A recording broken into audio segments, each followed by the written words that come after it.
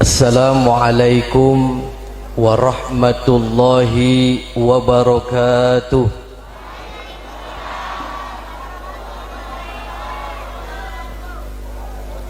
Jawab salamnya nggak kompak. Yang nggak jawab salam saya doakan semoga kesurupan.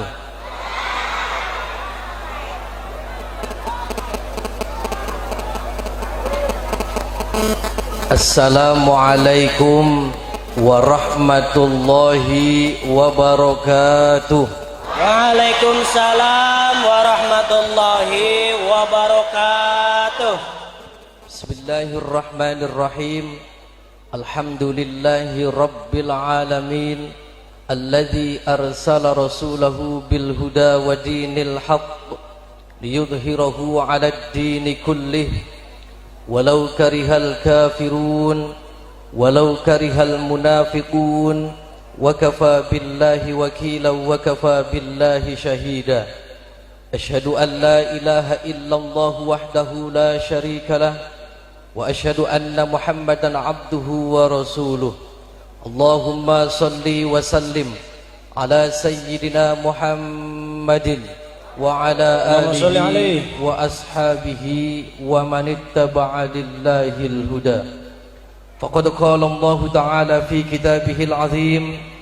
A'udzu billahi minasy syaithanir rajim. Bismillahirrahmanirrahim. Inna lil muttaqina mafazan hadaiqa wa a'naban wa kawa'iba asraban wa ka'san dihaqa. Amma ba'd. Yang saya hormati para alim, para ulama, para sepuh, para bini sepuh. Yang saya hormati para bapak-bapak, ibu-ibu, semua yang hadir di sini. Yang saya hormati para ansor dan banser. Mudah-mudahan kita semua selalu dalam lindungan Allah Subhanahu wa ta'ala. Pertama-tama dan yang paling utama, marilah kita panjatkan puja dan puji syukur kita kepada Allah Subhanahu wa ta'ala. Salawat dan salam mari kita limpahkan kepada junjungan Nabi kita Muhammad sallallahu alaihi wasallam. Alhamdulillah, pada kesempatan malam yang berbahagia ini saya bisa bersilaturahmi di majlis yang penuh berkah ini, yang mudah-mudahan silaturahmi kita tidak hanya pada malam hari ini, mudah-mudahan kita bisa bersilaturahmi kembali bersama-sama dengan selamat yaumul qiyamah, yaumul mahsyar. Amin Allahumma amin. Hadirin bapak-bapak dan ibu-ibu yang saya hormati, kita pada malam hari ini bersama-sama memperingati Maulid Nabi kita Muhammad sallallahu alaihi wasallam. Juga nanti saya terakhir nanti akan mengijazahkan khusus untuk bapak-bapak dan ibu-ibu semua yang hadir di sini, yaitu sholawat kita kepada Nabi Muhammad sallallahu alaihi wasallam. Allahumma sholli alaihi. Jadi nanti saya langsung ijazahkan Bu sholawat itu, dan langsung bisa dites dan dibuktikan dengan izin Allah. Dan mudah-mudahan saya juga memintakan kepada Allah dengan wasilah sholawat itu, mudah-mudahan yang hadir di sini semua doa-doanya bakal dijabah oleh Allah Subhanahu wa ta'ala. Amin. Yang tadinya pada sakit, mudah-mudahan besok sembuh semua. Amin. Yang tadinya tidak laku-laku, insya Allah besok banyak yang lamar. Amin. Yang banyak hutangnya besok insya Allah lunas. Amin.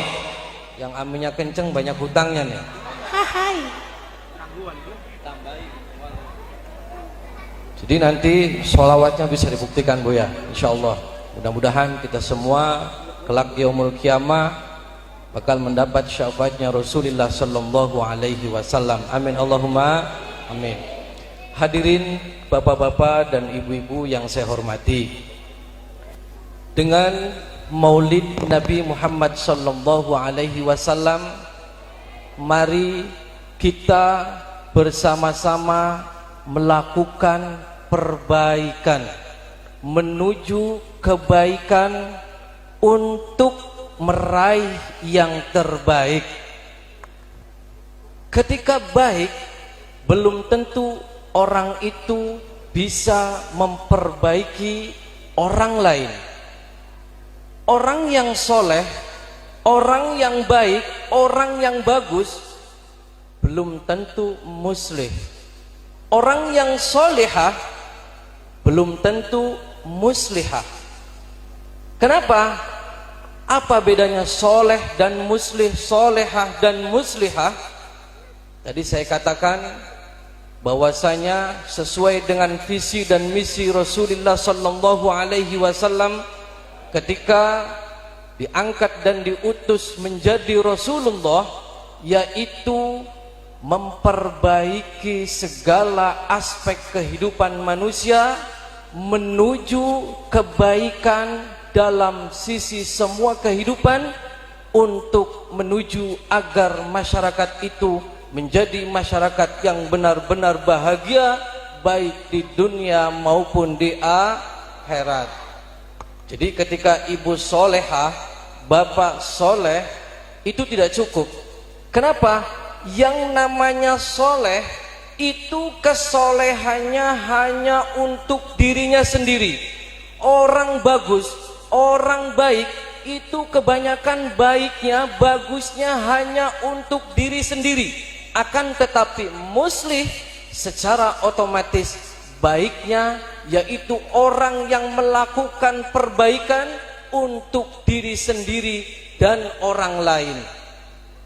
Di sini ketika orang yang selalu memperbaiki, orang yang selalu melakukan perbaikan terhadap dirinya sendiri dan orang lain, itu pasti banyak orang yang tidak suka. Kenapa? Contoh, ini saya ngomong tidak asal ngomong saja. Contoh ketika Rasulullah sallallahu alaihi wasallam masih menjadi nabi, itu soleh, baik, banyak orang yang senang, banyak orang yang cinta, banyak orang yang mengagumi. Akan tetapi ketika Rasulullah sallallahu alaihi wasallam diangkat menjadi rasul, secara otomatis sudah menjadi muslih. Ketika orang yang sudah menjadi muslih, yaitu secara otomatis bakal banyak orang yang tidak suka.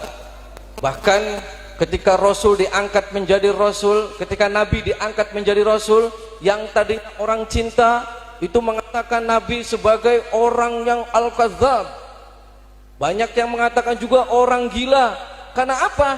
Karena konsekuensinya ketika orang melakukan perbaikan-perbaikan menuju yang lebih baik, itu pasti banyak orang yang memusuhi. Sama ketika Nahdlatul Ulama di Indonesia melakukan perbaikan-perbaikan kehidupan, maka selalu banyak musuhnya. Oleh karena itu, ketika sudah soleh, kita sudah muslih, kita sudah solehah, kita sudah muslihah, maka kita pasti akan menjadi khairun nas anfa'uhum linnas, yaitu sebaik-baik manusia adalah orang yang berguna bagi sesama manusia. Bu ya, paham nih Bu? Wis paham lah, wis pengi ya Bu ya. Hadirin bapak-bapak dan ibu-ibu yang saya hormati. Jadi jelas ya Bu ya, kita soleh saja tidak cukup, kita solehah saja tidak cukup. Jadi ketika kita soleh, maka kita meminta kepada Allah agar kita menjadi orang yang muslih. Kalau kita meminta kepada Allah menjadi solehah, maka kita terus meminta kepada Allah agar kita menjadi orang yang muslihah, yaitu orang yang selalu melakukan perbaikan-perbaikan untuk dirinya sendiri dan juga untuk orang lain. Hadirin bapak-bapak dan ibu-ibu yang saya hormati, tadi kita kembali ke sholawat ya Bu ya. Dulu sholawat ini itu saya diijazahkan oleh guru saya di Jawa Timur. Waktu itu saya pernah liputan di salah satu tempat yang angker Bu. Tahu angker Bu? Banyak setane. Nah, di sini banyak setan enggak? Di sini dekat dengan alas tiris. Wah, ini banyak yang suka ke sana ini. Di Alas Tiris itu, Bu, banyak sekali istana-istana gaib. Ibu pernah ngeliat istana gaib? Mau ngeliat istana gaib? Mau dinikahin sama setan? Mau. Dulu saya pernah hutan, tempatnya sangat angker sekali. Waktu itu ada sebuah tempat, tempatnya itu di Cilacap. Tahu Gunung Serandil, Bu? Wah, yang sering cari pesugihan pasti tahu ini. Ya, pasti ini santri-santrinya Kanjeng Dimas ini yang suka ke sana. Tahu Kanjeng Dimas, Bu? Tahu bela, tahu terus. Ya. Saya pergi ke sana, ke Gunung Serandil. Di Gunung Serandil itu ada salah satu makam. Makam itu makam Semar.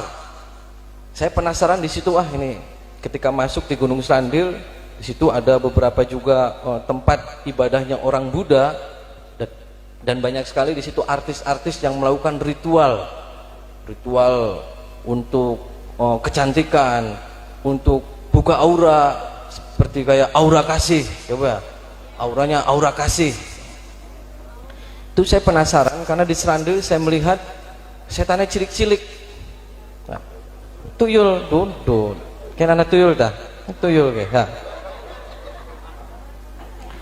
Saya penasaran, saya sekitar jarak 1 kilo, itu saya ke sana menuju ke pantai. Di pantai itu terkenal sekali, orang banyak sekali melakukan sesajen-sesajen atau persembahan kepada Nyai Loro Kidul. Kenal, Bu? Nyai Loro Kidul kan wong segeran nggak, Bu? Tawong Pulau Mas. Di Pulau Mas di situ ada saudaranya Nyai Loro Kidul. Iya, pernah ke sana, Bu? Oh, beli. Jangan kenal begitu-begitulah, ya. Kita kenalnya Rasulullah Shallallahu Alaihi Wasallam saja. Ini lagi cerita kekuatan sholawat dulu. Saya nyampe di pantai itu adalah ada salah satu tempat pemujaan. Di tempat itu berdiri batu-batu ditumpuk. Kalau orang pengen memanggil Nyi Roro Kidul atau pengen memanggil Nyi Blorong dan sebagainya lah, bunyi kunti, bu sapa wis, banyak di situ. Itu melakukan persembahan, ngasih kepala kerbau dan sejenisnya. Saya penasaran, saya nanya ke Kuncen, ini tempat sudah lama? Ya, lama. Nah, ketika saya sudah ngobrol lama dengan Kuncen, akhirnya Kuncen tidak mau menemani saya untuk tempat itu lebih lama lagi. Jadi Kuncennya pergi. Setelah itu saya kembali lagi ke tempat karena saya tujuannya untuk malam hari. Saya malam harinya datang lagi. Ketika malam hari, di situ dari tengah laut itu ombaknya sudah berubah. Karena saya sengaja datang di situ untuk melakukan mediasi, untuk memanggil para setan-setan yang bergentayangan. Saya ketika panggil, ternyata yang datang itu ada sesosok putri ular sangat besar sekali. Nah, di situ saya kaget, ular kok besar, saya takut dicokot kok, cokot mati.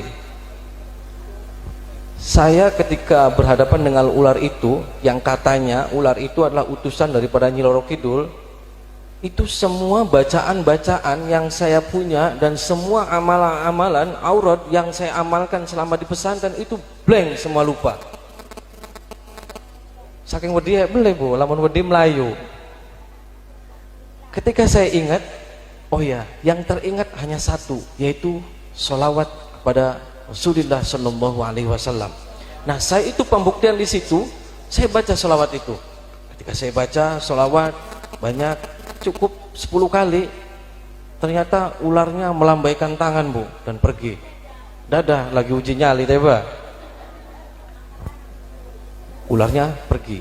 Nah, itu kekuatannya sangat maha dahsyat sekali ternyata sholawat. Nah, nanti Ibu kalau penasaran pengen manggil siluman Alas Tiris, Ibu datang nanti malam, ya. Datang ke sana, sok baca sholawat pasti semuanya merasa terganggu dan akan ngamuk nanti datangnya ke rumahnya. Mau didatangin? Dan sholawat ini Pak sangat mujarab juga buat bapak kalau punya istri cerewet. Punya Pak istri cerewet? Lambene enggak? Enggak. Ini dibacain aja Pak, dengan catatan dibacanya itu ketika istrinya lagi tidur. Nah tidurnya nanti kau lagi ngorok lagi. Bapak baca sholawat itu 3 kali, kepusakan yang cangkemnya, gitu ya. Terus insya Allah sekike beli cerewet maning Pak. Insya Allah bapak lamun kawin maning diizinin nih Rabi ya. Pengen Pak diizinin kawin maning? Bu, nggak apa-apa, suaminya nikah lagi? Mong? Gelem. Oh gelem. Insya Allah ini sangat dahsyat sekali ya. Makanya nanti sholawat ini akan saya ijazahkan. Karena waktunya sudah malam, saya mau manggil saja orang ya. Ini coba dipinggirin dulu. Saya pembuktian dulu sholawat.